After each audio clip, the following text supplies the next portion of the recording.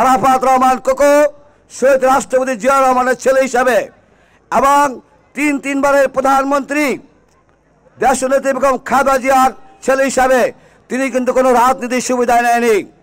তিনি ক্রিকেটকে উন্নয়নের জন্য, বাংলাদেশের ক্রিকেটকে বিশ্বে পরিচিত করার জন্য তিনি অক্লান্ত পরিশ্রম করেছে। কিন্তু আমরা কি দেখতে পেয়েছি? 111 সরকার একটি বিশেষ দেশের কৃপণতা নিয়ে আজকে আরাফাত রহমান কোকোকে মৃত্যুর করে ঠেলে দিয়েছে। একটি সময় তাকে বিদেশি চিকিৎসার জন্য পাঠানো হলো। সেই সময় তার বাইরে থেকে দূরে থাকার জন্য, তার মাঠ থেকে দূরে থাকার জন্য তিনি মালয়েশিয়ায় একটা সময় তিনি শাহাদাত বরণ করেছে।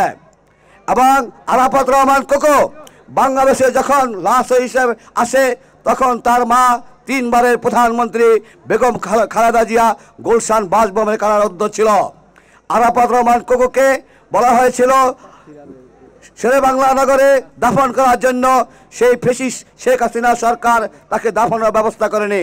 যে আজকে যার নামে এই টুর্নামেন্ট, তার শেষ জানা যায় আমরা যারা এখানে মঞ্চে উপস্থিত ছিলাম সবাই বাইতুল মোকাররম জাতীয় মসজিদে ব্যাপক নিরাপত্তা, কঠোর নিরাপত্তার মধ্যেও আমরা সেদিন হাজার হাজার নেতাকর্মী নারায়ণগঞ্জ থেকে সেদিন তার জানাজা অংশগ্রহণ করেছিলাম।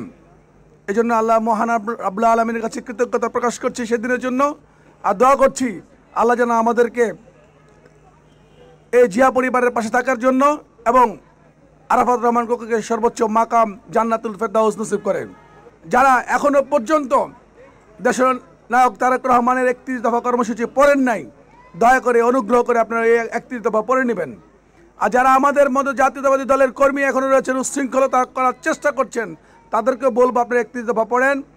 যারা উচ্ছৃঙ্খলতা করার চেষ্টা করেছে, জনগণ থেকে বিচ্ছিন্ন করার জন্য, জাতীয়তাবাদী দলের কর্মীদেরকে বিচ্ছিন্ন করার জন্য যারা কর্মকাণ্ডগুলো করছেন, তাদের প্রতি দেশের তারেক রহমান যে ধরনের কঠোর বার্তা দিয়েছেন, তারা অনুগ্রহ করে তারা শান্ত হয়ে যান।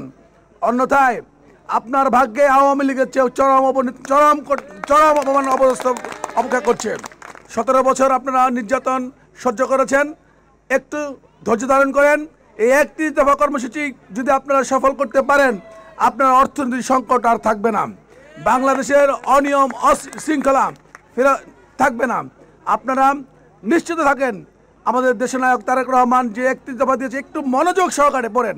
যদি এইটুকুন বাস্তবায়ন করতে পারি, বাংলাদেশ একদিন যে আমরা প্রাণের যে বাংলাদেশ দেখতে চাই, আমরা স্বপ্নের যে বাংলাদেশ দেখতে চাই, সেই বাংলাদেশ বিনির্মাণে 31 দফা কর্মসূচি হচ্ছে জাতির বুনিয়াদ। সুতরাং আপনারা সেটুকুর খেয়াল রাখবেন।